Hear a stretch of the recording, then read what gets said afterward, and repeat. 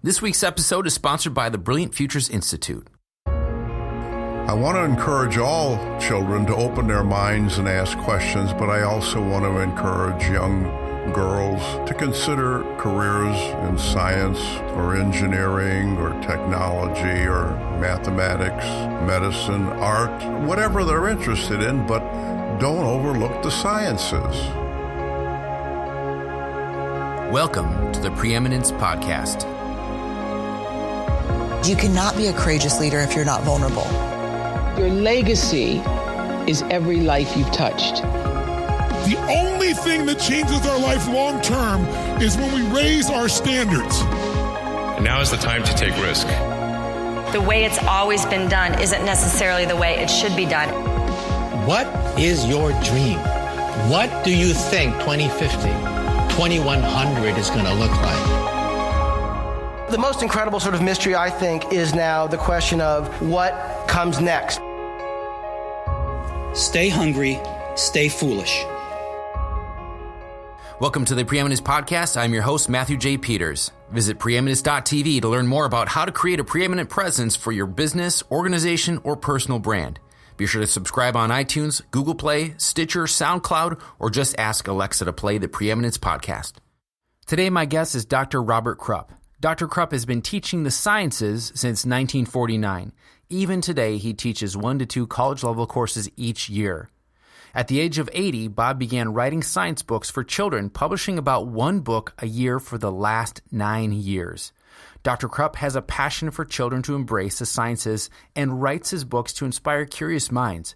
Bob doesn't market himself. He doesn't seek praise or media. He has, however, dedicated his professional life the last 70 years to teaching both children and adults the sciences. So you're a teacher. When did you start teaching? Back in 1949, and still teaching using the internet. 1949. 1949. So what were you teaching? I teach, I started teaching chemistry and physics and geometry. My background, and when you introduced me as a doctor, I eventually got a doctor's degree in physics. So over the years, I began teaching high school courses, but as I was a high school teacher, I part-time studied to get a master's degree in physics.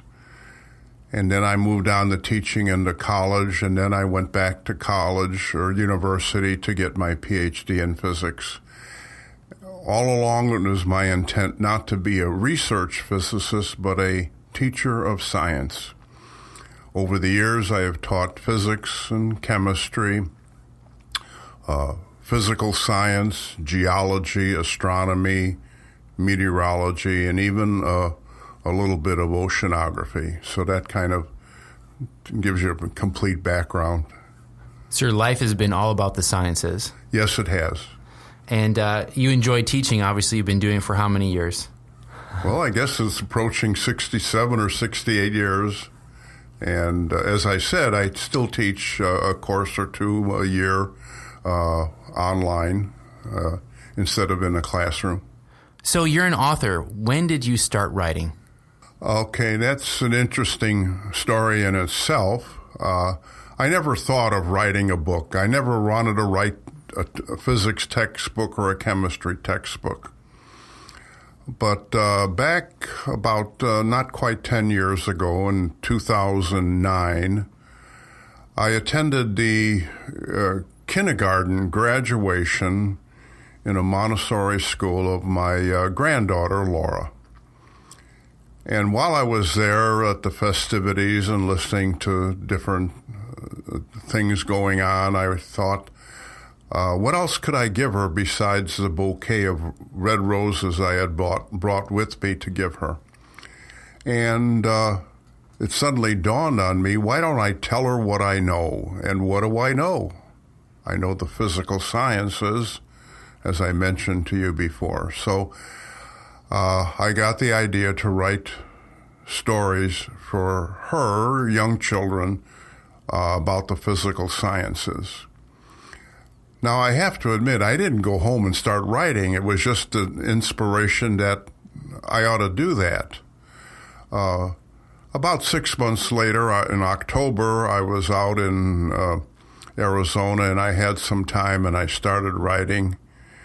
And I wrote 10 short stories.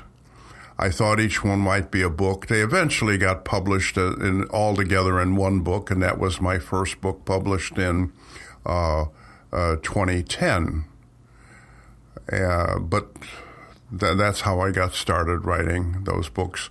And I wrote the books initially, or the stories for children 5 to 8 years old, say, to be read by a parent, a grandparent, a teacher, initially for the children. And that's how I got started. Now, some people might be doing the math here.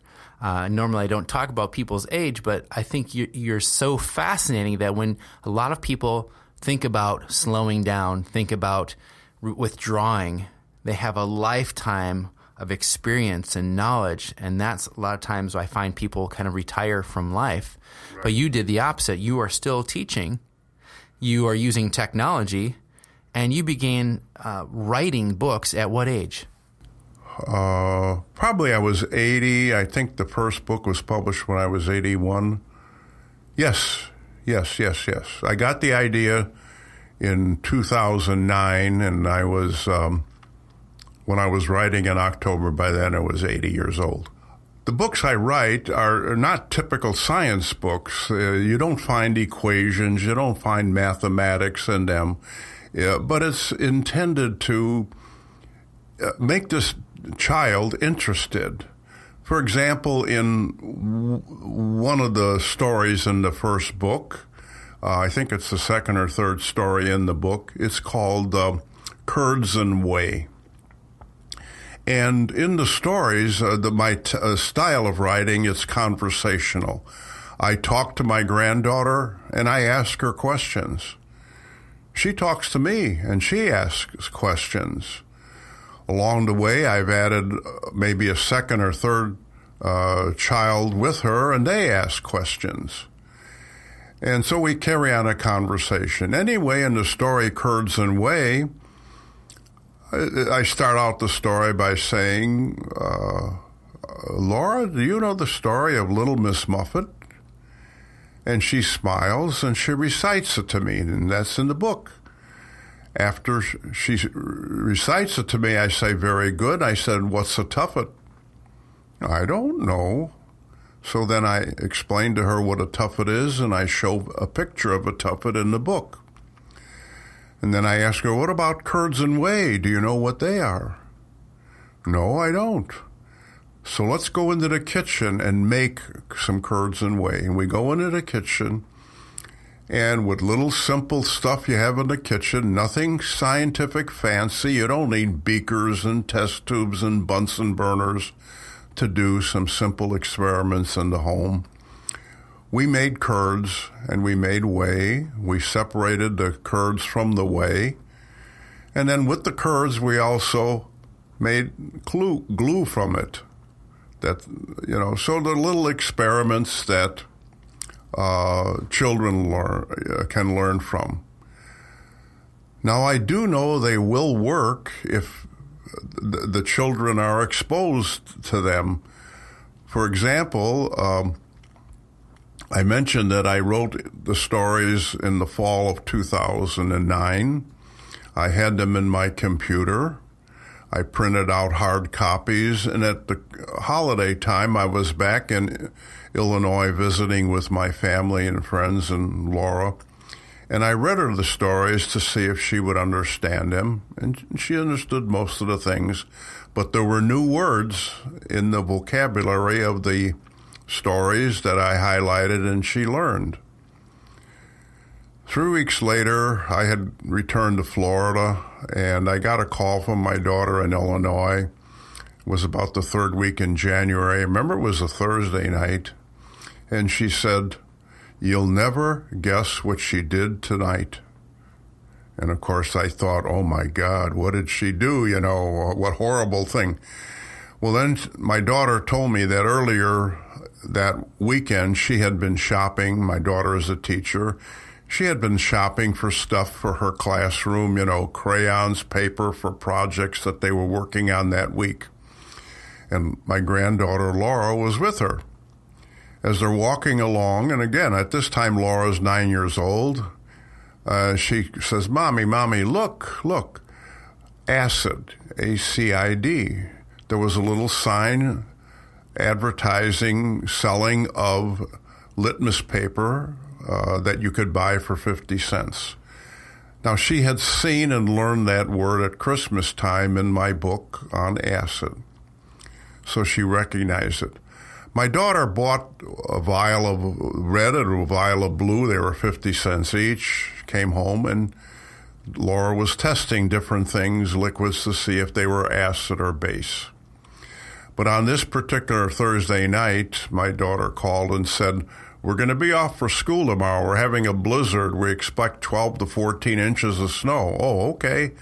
It's already started to snow, so Laura wanted to go out and play in it. And I called her in for supper, and she came in and she had a glass full of snow and put it on the kitchen counter. And I said, what's that? And she says, it's snow. Well, what do you want it to do with it? I want to melt it and see if it's acid. Now, I got to ask you, if you know the answer, how many children 6 years old in the world are going around testing snow or water or ponds to see if they're acid? So I know the stories and what I write will work. So your books are very different than normal science books, and you take a very different approach to get kids really engaged and involved in science. Yes. The idea is to get them involved and so on. It's very, very challenging to me because, you asked earlier, and I mentioned I taught most of my experience, 20, 25 years of high school teaching, but probably over 50 years of college teaching. Those have been my experiences dealing with students. But to sit down and write for a young child so that they would understand, that's a real challenge to me. And I might mention, again, kind of getting off a little bit, I had another series I started later on in 2014, written for the 8 to 13-year-old child. And it all came about because in Bradenton, Florida, where I live, in 2014, there was an exhibit called the Da Vinci Machines Exhibit. I went to the exhibit, looked at all the drawings of Da Vinci and some of the models there, and I talked to the manager after I visited and said, I'm going to write a book about this. He said, why do you want to do that? And he said, I write books for children. In fact, in 2 weeks, my granddaughter is going to be down here for spring break, and I'm going to bring her here. Well, I did publish a book in 2014 about the Da Vinci exhibit, but as I got into it, I realized it was more than one book. I have published 2 books, and the third one will be out by the end of 2018, and that'll be the last in the series. But why I bring this up, and again, remember, it's for a little older child, but I also try to think of how to explain what they see and read.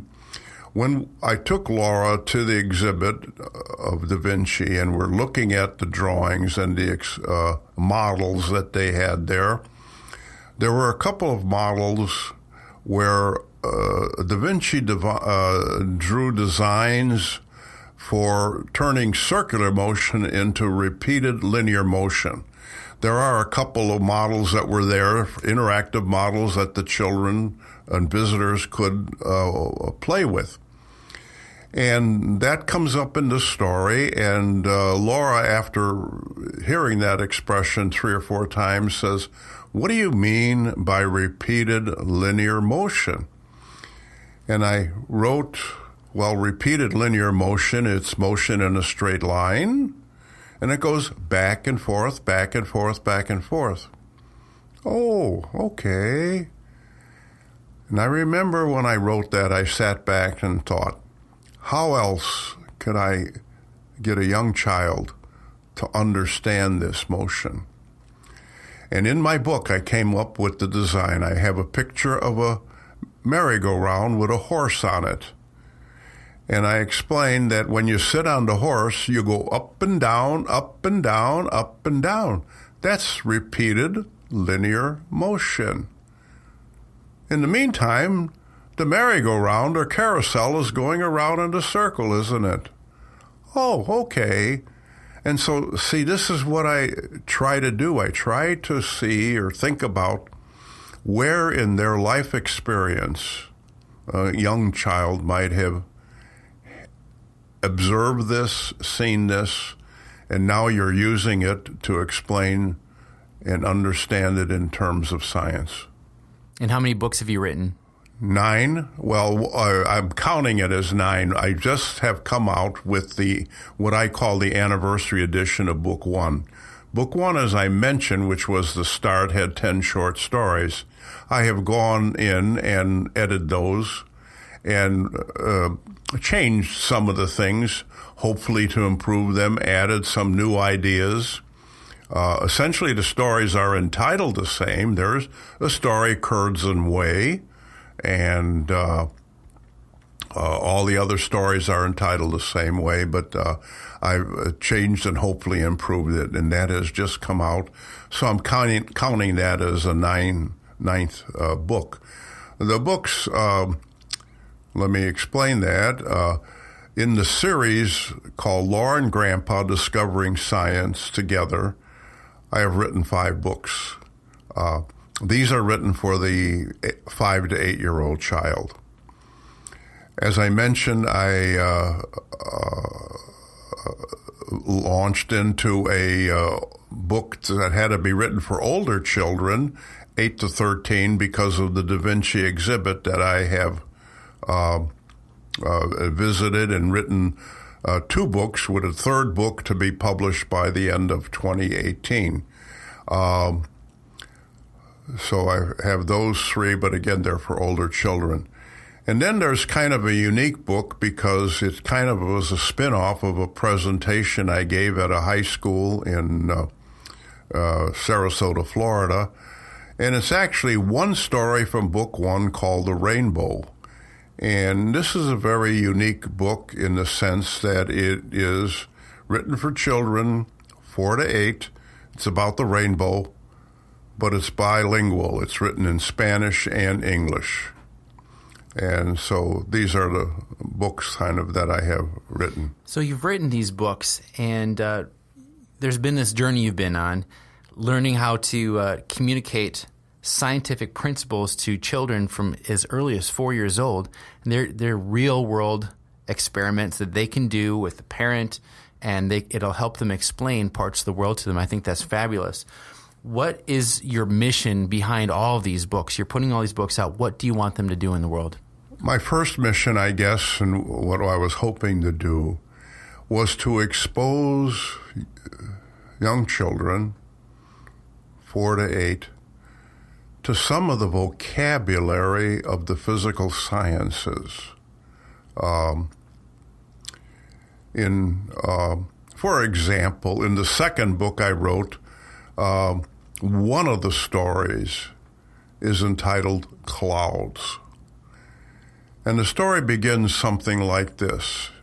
It was a beautiful spring day. Laura and her cousin Kaylee were lying on the grass in the shade of a beautiful elm tree. They were looking up at the sky and saw puffy white clouds floating by. And in the book, there's a picture of sky with puffy white clouds. Papa is sitting on the porch reading his book.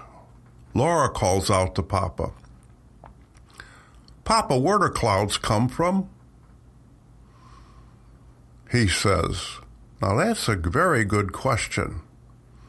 I could simply tell you that clouds are another form of water.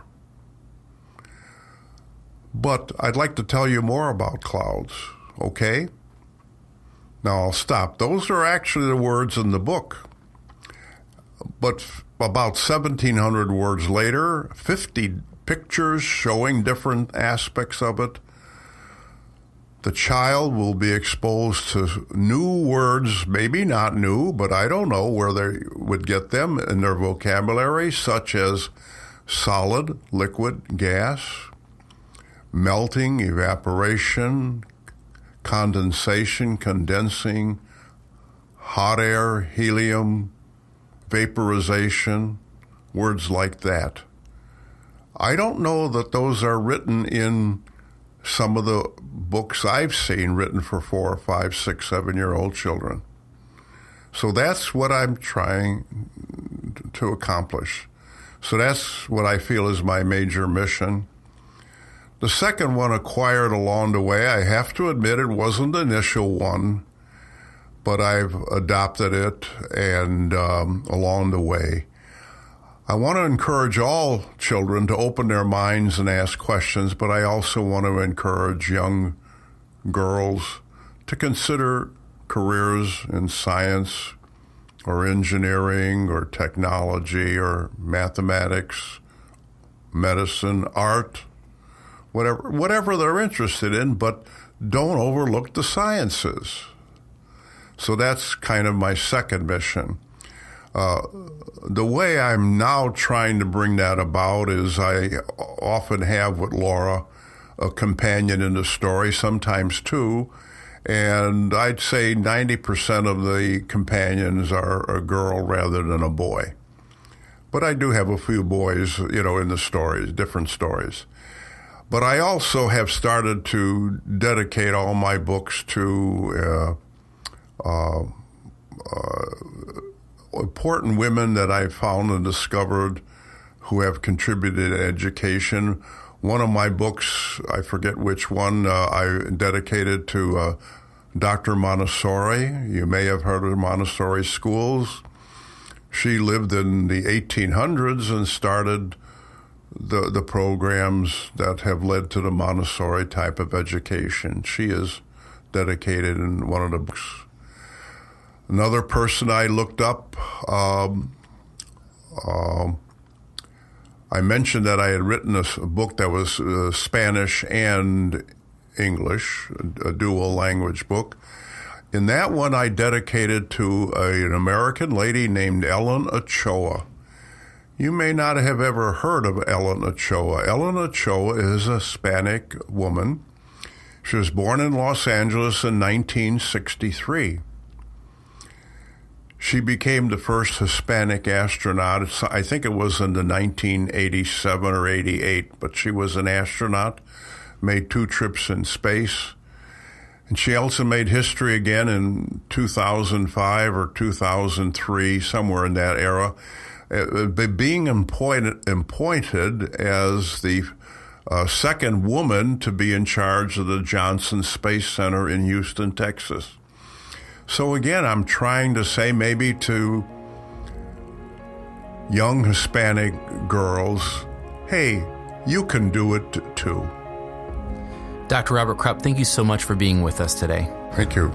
Dr. Robert Krupp's books can be found on Amazon. His latest book, the anniversary edition of Laura and Grandpa, is available now. He's on Facebook, and his website is lauraandgrandpa.com. Thank you for listening to the Preeminence Podcast. Subscribe to hear powerful interviews and insights each week automatically downloaded the moment they go live. Share this episode with your team, your friends, and post it on social media. Let us know your comments and suggestions for the show at m@ascend.net. That's the letter M @ASYND.net.